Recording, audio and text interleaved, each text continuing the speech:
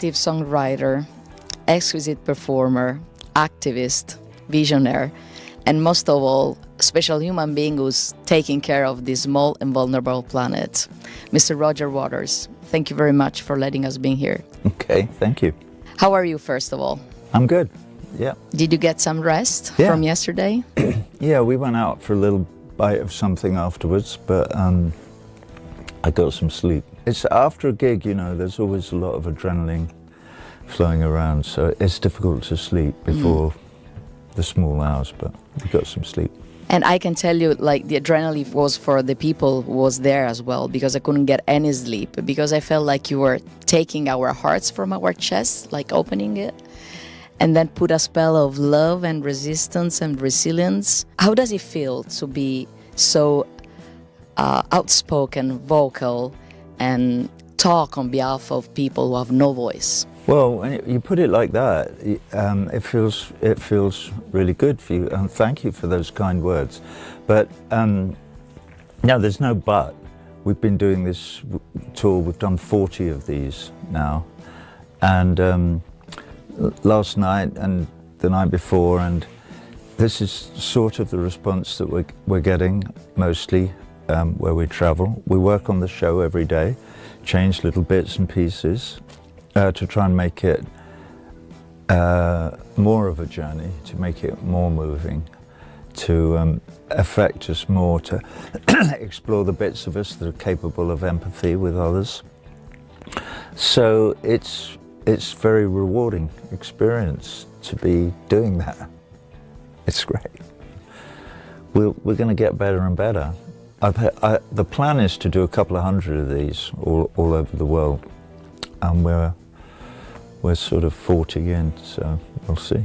Do you know that we are waiting so much for you to come to Europe? I mean, I'm here for that, because I want to anticipate to my audience that you're coming to Italy. It's funny you should say it from Italy, because I know we're doing lots of dates in Italy, and but the Spanish promoters wanted to fly a pig in Barcelona, because I think tickets are going on sale in Barcelona at the end of September, and so they wanted to fly a pig from a power station in, and I thought, well, that's a great idea, and they wanted something to write on it, and the thing that I thought of immediately to write on it was Restiamo Umani, which is a book written by an Italian journalist who was killed in Gaza a couple of years ago.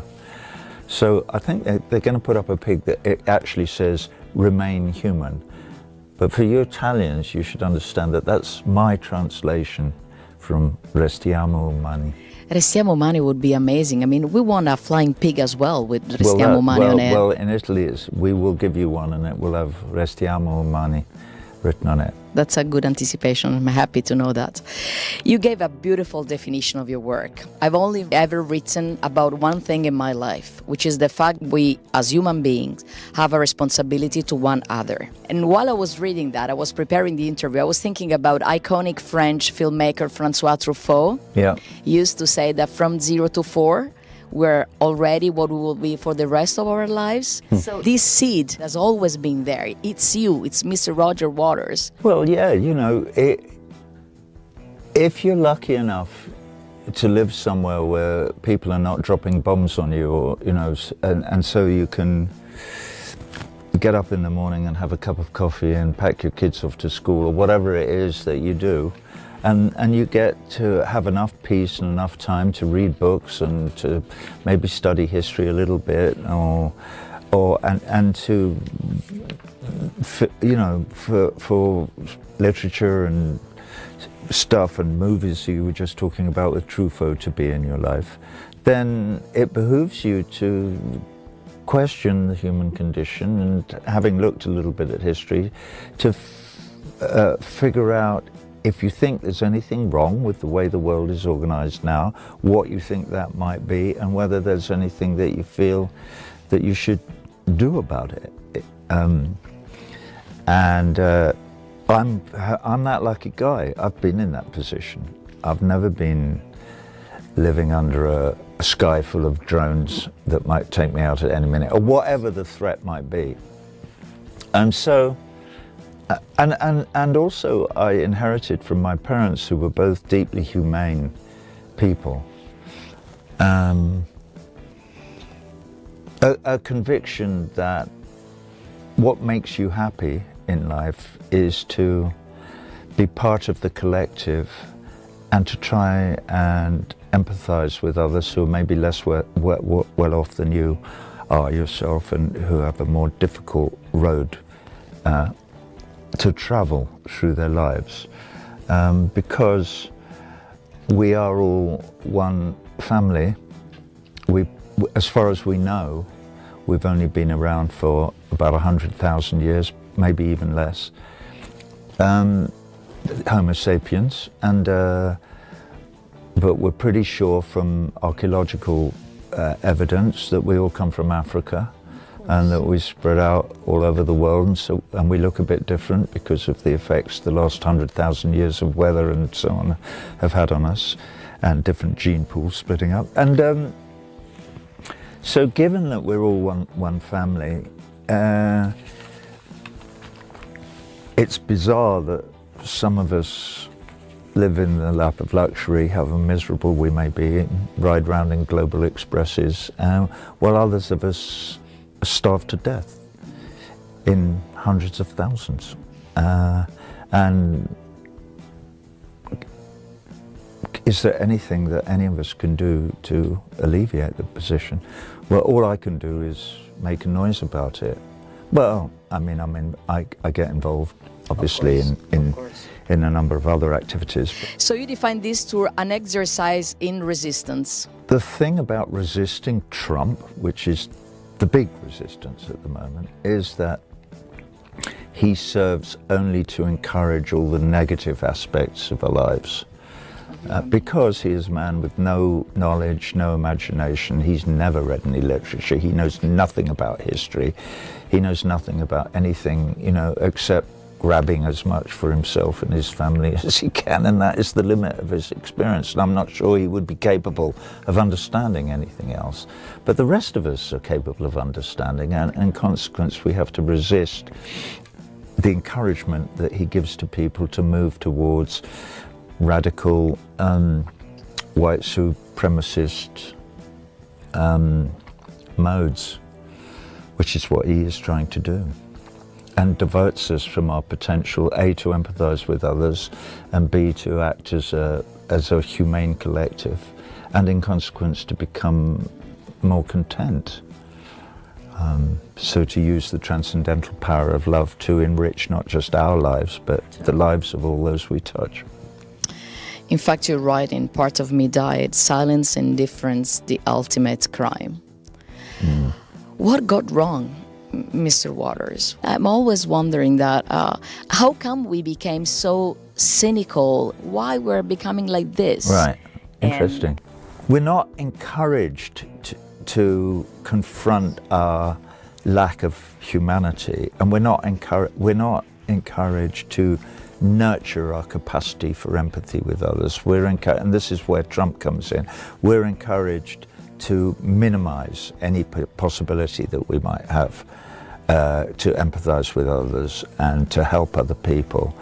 We're encouraged to compete, and we're encouraged to, build walls, and we're encouraged to go to war and to destroy other people, because we're encouraged to embrace the idea that they're out to get us, and also that there isn't enough stuff in the world to go around. There is enough stuff. There's tons and tons of untapped raw material all over the globe, and there's tons and tons of food for everybody, and there's tons of heat, tons of light, tons of everything. If we could encourage each other to figure out ways to communicate so that we can redistribute stuff more fairly, and talk to each other about the things that are important, which it's like, I was telling somebody earlier, on the new record, there's a song, Deja Vu, which is at the beginning of the record. Well, that song has a couple of verses at the end that didn't make it onto the record. And one of them is fundamentally important. I'll tell it to you now. And it is this. This is the last verse of Deja Vu. And it goes, if I had been God, I would not have chosen anyone. I would have laid an even hand on all my children, every one. Would have been content to forego Ramadan and Lent, time better spent in the company of friends, breaking bread and mending nets. Which sort of says how I feel about it all, really.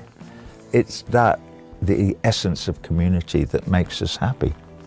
And it's like the manual work, which can be a way of meditation as well. When you work with your hands, you have got the ability and the time of thinking as well. And this is so charming because we don't use our hands anymore. There are people who are not able to write anymore, like in a beautiful calligraphy, because we spend all our time like in front of computers. This album is a 54 minutes long piece of music in which you feel like you are really floating in sounds. First time I heard Smell the Roses, I was like, I was doing my live show. I couldn't talk anymore because I was surrounded by imagination and evocative and beautiful feelings. And it's a record that requires your total attention. You're asking us to be more present, because if you're present, you can be willing and outspoken and vocal and proactive. But you talk about Smell the Roses. That's interesting because that's part of the collaboration between Nigel Godrich and me, is that when I would be there with Joey and Jonathan and Gus and me and Nigel in the studio, he kept saying to me, you got to play the bass. And I go, why? You know, I said, because it's what you do, or one of the things you do. So we would occasionally, I would allow him to force me to sit down and come up with a chord sequence and just play. And Smell the Roses is one of those songs where I'm playing bass and whatever. But it wasn't a song. We were just playing a chord sequence. And so there it was, and he said, well, you have to write a song. And I said, I don't work like that. That's not the way I work, you know. But so Smell the Roses, I wrote hundreds and hundreds and hundreds of lines. I found it very difficult. But eventually I started to make a few connections. And then in the end he was right, because it is coherent. And then the break in the middle of that song was put on later. The song just went from the beginning to the end. And one day I said to Nigel, why don't we put a break in there? And it could be like the bowels of the earth, or somewhere we could have some footsteps, do one of those things I used to do in Pink Floyd, things great. So he then made that bit. And seeing it now live, you know, with Jess howling over it and all those things of torture and stuff, it's pretty moving. So I'm glad we did that experiment. I'm sorry, I'm rambling a bit. No, not at all. I'm happy, and I think that Nigel was the perfect producer. How did you? I mean, I guess you're super happy of this. Yeah. I think it's great. I think it's a great record. It was quite hard for me to make it with him because he's very definite about his ideas and things, and so I had to I made a decision to keep my mouth shut and sit on my hands. Because my natural inclination is always to go, but, you know, and leap in and take over. So I very much decided not to, and I'm very glad I did, because I couldn't have made that record. Well, thank you very much. I hope I can come and say hello when you will come to Italy for the gigs. Yeah, definitely. We're definitely waiting for you, and thank you for interfering with the general narrative.